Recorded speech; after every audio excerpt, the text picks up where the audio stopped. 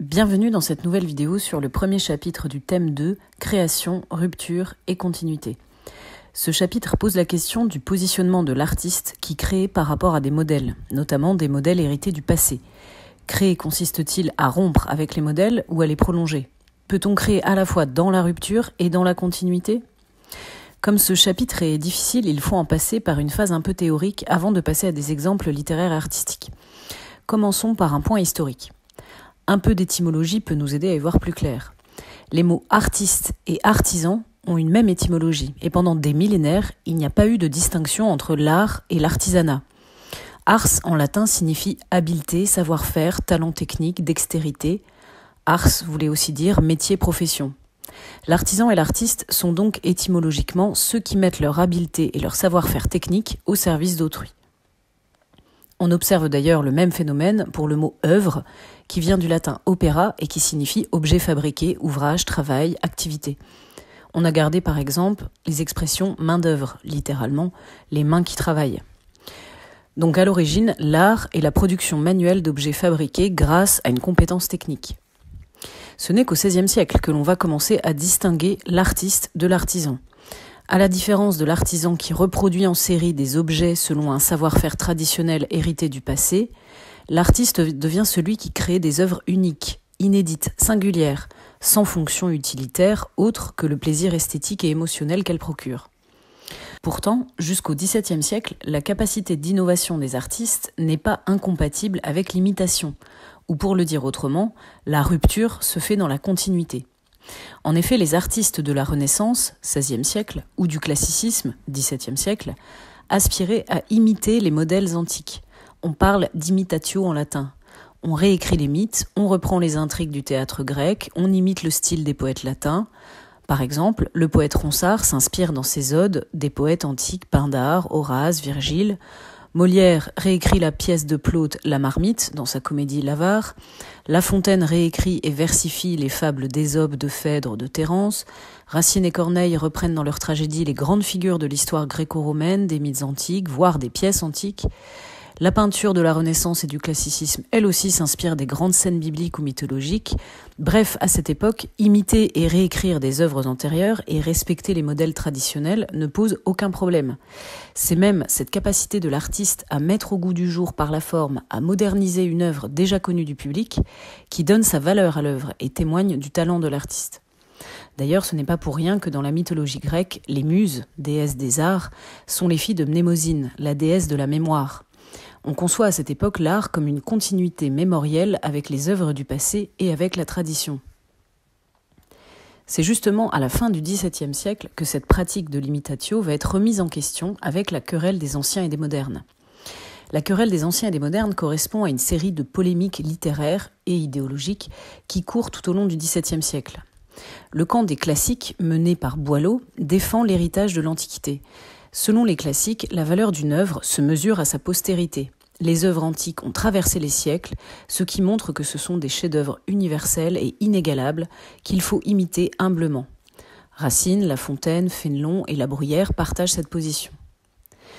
Les modernes, menés en particulier par Charles Perrault, soutiennent qu'il faut au contraire s'inspirer de l'époque contemporaine, qui est tout aussi glorieuse, voire davantage. Paradoxalement, cette position est soutenue, de manière assez opportuniste, par la cour, mais aussi plus surprenant par l'Église, qui veut favoriser les représentations chrétiennes au détriment des valeurs païennes antiques jugées hérétiques.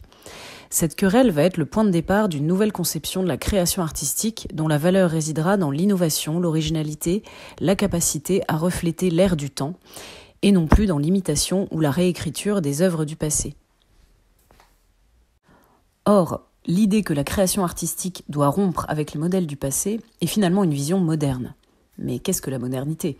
Vaste question, car le mot moderne et le mot modernité sont des concepts difficiles à cerner car ils recoupent plusieurs significations. D'abord, l'adjectif moderne, qu'on utilise depuis des siècles, a un sens temporel. Quelque chose de moderne est ce qui appartient à l'époque actuelle, au présent, ce qui est récent, actuel, contemporain. Par exemple, un poète du XVIe siècle est moderne pour un lecteur du XVIe siècle, même s'il ne l'est plus pour nous. Le paradoxe, c'est que le moderne est forcément éphémère, puisque dès qu'une invention moderne s'installe, elle devient ancienne, dépassée, démodée. La locomotive était moderne au XIXe siècle et elle est devenue désuète aujourd'hui. Quand le moderne devient la nouvelle norme, il s'annule forcément. Mais les mots moderne et modernité ont aussi un sens philosophique et historique, et c'est là que ça se complique un peu. Pour les historiens, les temps modernes désignent une nouvelle ère historique qui commence avec l'humanisme du XVIe siècle. Avec les temps modernes naissent de nouvelles valeurs, dont les principales sont la raison, le progrès et l'individualisme, c'est-à-dire l'autonomie de l'individu, à ne pas confondre avec l'égoïsme. Cependant, pour les philosophes et les historiens de l'art, le mot modernité est associé à une période historique plus restreinte, qui commence avec les Lumières et la Révolution française. C'est à ce moment que les valeurs des temps modernes s'affirment, avec l'essor du rationalisme, des démocraties, de l'individualisme et de la foi dans le progrès. Or, c'est à cette époque que l'on qualifie alors de moderne, qui se caractérise par un nouveau rapport à l'histoire, fondé justement sur l'idée de progrès. C'est notamment le point de vue d'Hegel qui considère que le mouvement de l'histoire est celui du progrès de l'humanité. Dans cette conception hegelienne, l'histoire est une courbe linéaire qui va vers plus de progrès. Plus de progrès technique avec des innovations techniques et scientifiques, plus de progrès social avec plus d'égalité, de démocratie, de tolérance, plus de progrès économique, plus de richesse, de confort, de meilleures conditions de vie, etc. Cette vision progressiste est aussi liée à l'idée de révolution. C'est par les révolutions que les humains font progresser leurs conditions. Le mot révolution se retrouve donc à partir du XIXe siècle dans tous les domaines. Révolution industrielle, révolution scientifique, révolution agricole, etc. Quel rapport, me direz-vous, avec notre chapitre sur la création artistique ?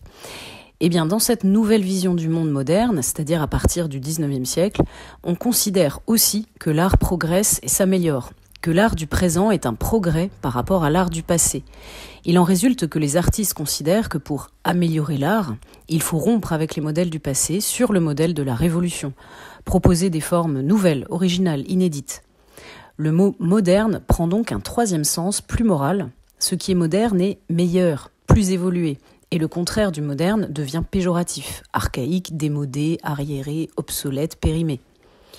Cela signifie qu'à partir du XIXe siècle, on considère que la véritable création artistique est forcément une rupture avec les modèles du passé, que l'innovation est positive et même indispensable, qu'il n'y a pas de création véritable sans innovation, et que c'est justement cette recherche d'innovation qui permettra à l'art moderne de rester dans l'histoire. C'est ce que dit Baudelaire dans sa série d'essais « Le peintre de la vie moderne » en 1863. La modernité, c'est le transitoire, le fugitif, le contingent, la moitié de l'art, dont l'autre moitié est l'éternel et l'immuable. C'est aussi le credo de Rimbaud, qui dit à la fin de son recueil « Une saison en enfer » en 1873 « Il faut être absolument moderne ». Ainsi, à partir de la moitié du XIXe siècle, naît le concept d'avant-garde. Ce mot est emprunté au lexique militaire et désigne à la base la partie d'un bataillon placé à l'avant de la troupe. En art, le terme a conservé un peu de sa connotation épique et militaire.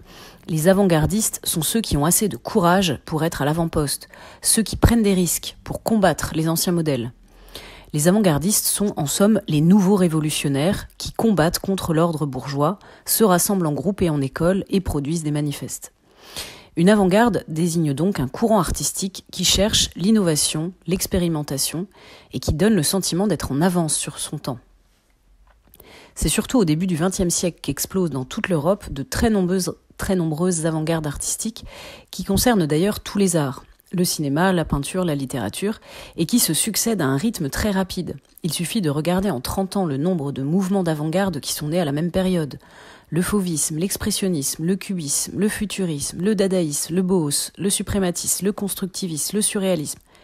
Tous ces mouvements artistiques qui naissent entre la fin du XIXe et les années 1920-1930 revendiquent la rupture avec l'art traditionnel, notamment avec le réalisme formel de l'art académique du XIXe siècle, rejet qui va jusqu'à l'abstraction.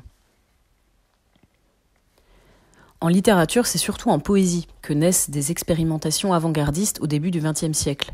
Les fondateurs de cet esprit d'avant-garde sont Apollinaire et Sandrard, dont la poésie exalte la vie urbaine contemporaine et renouvelle la forme poétique, respectivement dans leurs recueils majeurs que sont Alcool et La prose du transsibérien, tous deux de 1913.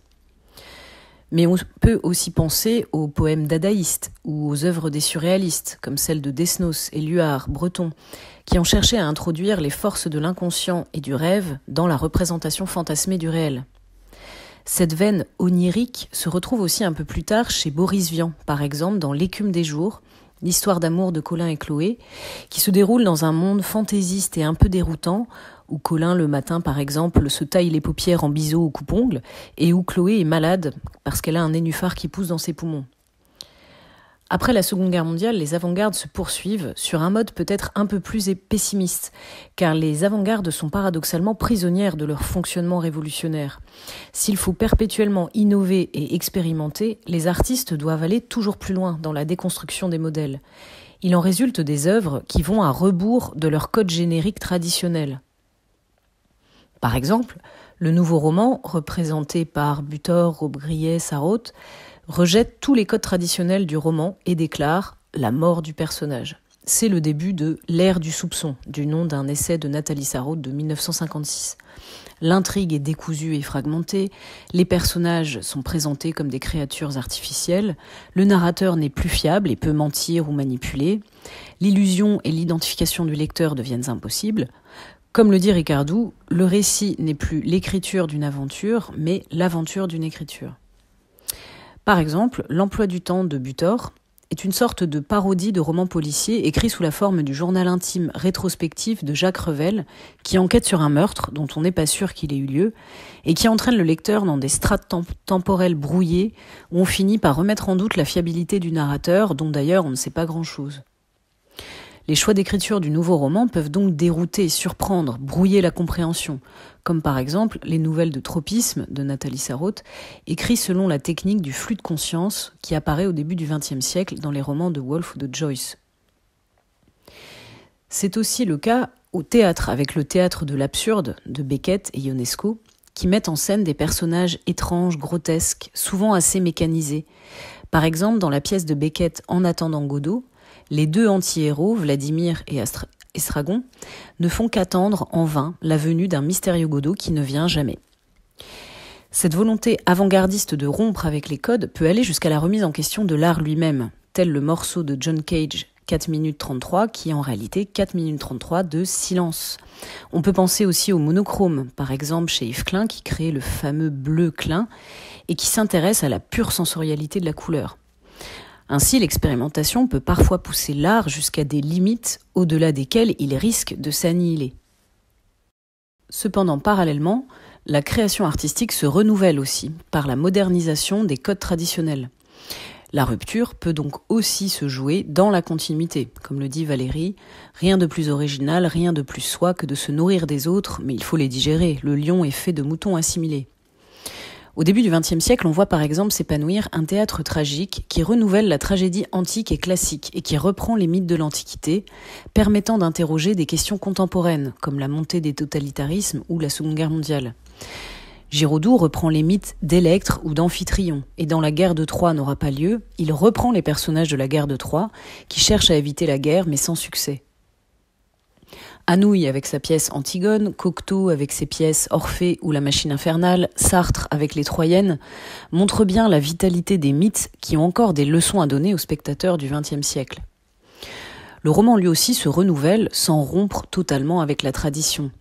Le cycle de Proust, à la recherche du temps perdu, innove en s'intéressant davantage à la vie intérieure du narrateur-personnage qu'à l'action, mais sa peinture satirique de la société bourgeoise et aristocratique peut rappeler la comédie humaine de Balzac, tandis que les thèmes récurrents de l'amour et de la jalousie sont des topoi universels. Autre exemple, le roman Le voyage au bout de la nuit de Louis-Ferdinand Céline raconte les voyages et l'errance d'un ancien soldat de la Première Guerre mondiale, ce qui peut rappeler le roman picaresque du XVIIIe siècle. Et cependant, il innove dans son style et sa langue parlée et très argotique. Certaines grandes œuvres du passé sont perpétuellement réécrites et ont créé des mythes modernes, comme Robinson Crusoe de Daniel Defoe par exemple, qui a produit le genre de la Robinsonade, de Michel Tournier dans Vendredi ou les limbes du Pacifique, à Lost ou Seul au monde, en passant par Sa Majesté des Mouches de Golding ou L'empreinte à Crusoe de Patrick Chamoiseau. On peut aussi penser au personnage de Don Juan qui a été rendu célèbre par Molière et qui a inspiré de nombreux artistes, peintres, poètes, dramaturges. Bref, la littérature peut apparaître comme une perpétuelle réécriture. C'est pourquoi Genette, un théoricien qui développe l'idée de transtextualité, utilise la métaphore du palimpseste, ce parchemin médiéval dont l'on gratte l'ancien texte pour en réécrire un nouveau. Finalement, la création se joue sur tout un continuum, depuis la continuité jusqu'à la rupture, sans être exclusivement dans l'expérimentation radicale ou dans la tradition servile. Voilà, je vous dis à bientôt pour le chapitre 2, Histoire et violence.